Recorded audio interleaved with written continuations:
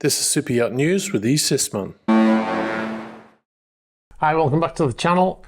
Sorry we haven't been posting very frequently lately. Been working on a project which I can't really talk about right now, and also I've been a little bit under the weather in the last couple of days. But anyway, let's get on with the news. So the first thing we mentioned in the last video was a yacht called Pacific X, and we said that she was heading down through the Suez Canal, and she had put in an AIS that they had armed guards on board. And I said in that video that most likely after they finished transiting the Suez Canal that they would switch off the AIS once they got to the other side, because in the canal it's a requirement to broadcast your AIS all the time. I mean, it's a requirement everywhere, but in the canal they get into trouble if they switched it off. Anyway, as you can see from this video here, or from this screen grab here, they did switch off the AIS shortly after getting out the other side of the Suez Canal. So they've been dark for about 4 days now. All right, so we'll move on to the next story. And this is about Motor Yacht Victorious. Motor Yacht Victorious is an 85-meter super yacht. We actually did onboard tours of this boat. We did a tour of the guest areas and the whole boat, and then we did a technical tour of this boat. Anyway, they were involved in a 16-hour search and rescue mission on the 12th of December. So the Victorious was heading across the Atlantic to the Caribbean when they received a distress call from a 15-meter catamaran, which was in the North Atlantic, around 500 miles from shore. So the crew then spent the next 16 hours looking for this vessel. And once they found the vessel, they found that the crew were now in a lifeboat. They rescued them from that lifeboat on board the yacht, gave them first aid treatment and all that stuff. And they said that they found that they all had some sort of injuries like rib fractures and stuff like that. So they then headed to St. Martin and they dropped them off and they took them to hospital there. So it was a really great story there about the crew doing the right thing there. I mean, in terms of receiving distress calls, it is your responsibility to respond to distress calls at sea. You can't decide whether or not you're going to respond. But what you can do is, if there are 3 boats that have all responded to that distress call, and one of them's closer, then you can say, right, well, there's another boat that's closer, so they're going to respond to it. But in this case, Victorious, they did respond, and they rescued those people from the water, which is a great story. All right, so we'll move on to the next story now. And in the last video, we talked about Vladimir Potanin. We said that he had been sanctioned by the US government. And in that story, we said that he had originally owned 3 yachts: Anastasia, Nirvana and Barbara, and he had sold Anastasia and Barbara, and we believe that he still owned Nirvana. But it turns out that he has a brand new yacht that is currently being built at Fedship, and it's a 118-meter boat, or 387 feet, and currently it just has the build name on it, which is NB1010. You can see some footage on the screen here. This is from Guy Fleury. He's a super yacht photographer, and he also has a small YouTube channel. I will put a link so you can go and check out this full video. But he shows you there that was one of the first sightings of this yacht. Now, what's interesting about this yacht is it's almost identical to the 3 previous yachts Potanin has owned. It's a good indicator that it is his boat. But we have had from sources in the industry telling us that this is his boat. Now, as per the Dutch regulations, the yards can take payments from unsanctioned Russians for building a yacht, but they cannot deliver the yacht. So they can pay for it, they can build it, but then the delivery has to wait. Is postponed until, I would assume, until after the Ukraine invasion is finished. And this is why this boat, which is named NB1010, is stuck in the Netherlands. By now, it's effectively completed, this boat, but it still doesn't have its name on it. Now, what we have been told is the name of this boat will eventually be, or was a plan to be, Katyusha. And we also got told that the yacht has been paid for in full, in advance. All right, so in previous videos, we talked about a yacht called Motor Yacht Sarafsa. We said that the yacht had been effectively abandoned in Monaco by the owner. It turns out that the boat was seized from the owner by the bank Credit Suisse for non-payment, and the owner, the previous owner, the Saudi prince, had lost his yacht in a court case, and now the boat was in the ownership of this Credit Suisse bank, and they are trying to sell this yacht with Burgess being the main broker.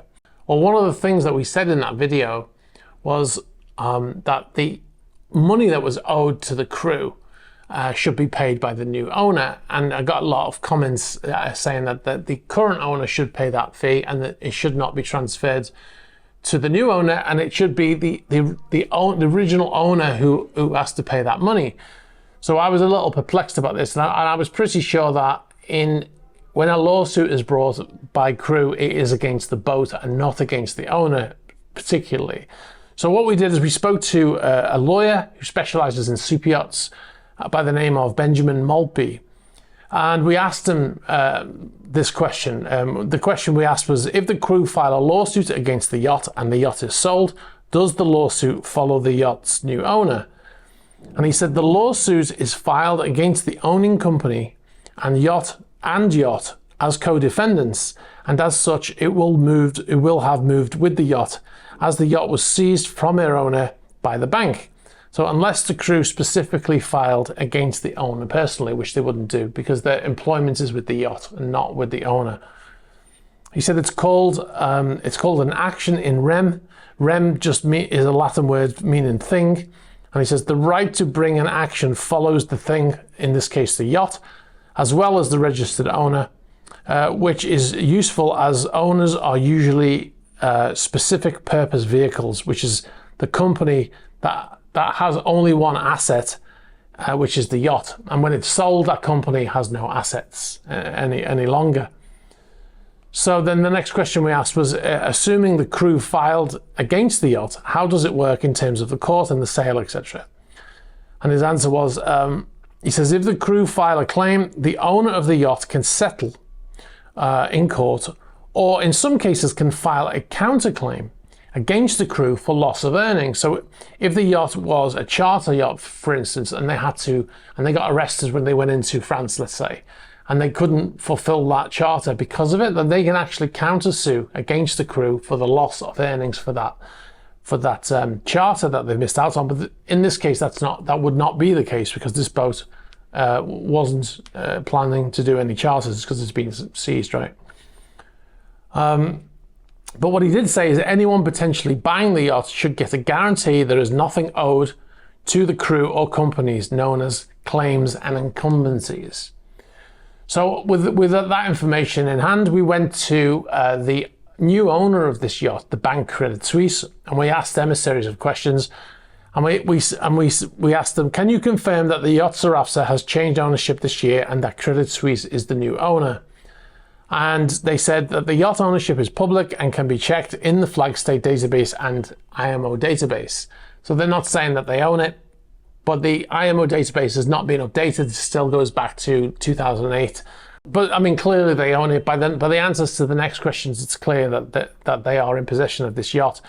So then the next question we went on to ask was about the owner's personal belongings, because we understand that there were a number of pieces of art on board that were worth millions of dollars. So we asked them, from what we've been told, there are many art pieces on board the yacht worth millions, as one person put it, including a Picasso painting. Can you confirm these pieces are being sold with the yacht? And their answer was, as market practice, the yacht alone is for sale, subject to an inventory of onboard and ashore items, but excluding the personal effects of the owner and crew, and Burgess is the exclusive broker for that sale. So then we went on to talk about the condition of the yacht, and we said that the paint on the yacht looks quite bad. In the photos we received this week in Monaco, doesn't reflect a great deal of care in the upkeep of the yacht. A captain with extensive experience in the shipyard having yachts painted tells us that it would take 5 to 10 years of neglect to allow the hull to end up in this condition. Does this reflect the maintenance record of the boat? So they said all yachts need to be maintained in line with the flag state requirements, in compliance with class rules, and comply with insurance requirements.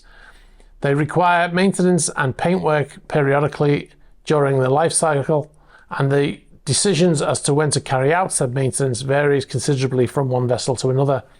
The pictures presented on Burgess' internet page and circulated are recent and show the current condition of the yacht. But that's just not the case, because if you look at the pictures on the Burgess website of the Sarafsa hull, as you can see on the left-hand side here, it looks fine. It looks like there's no problems.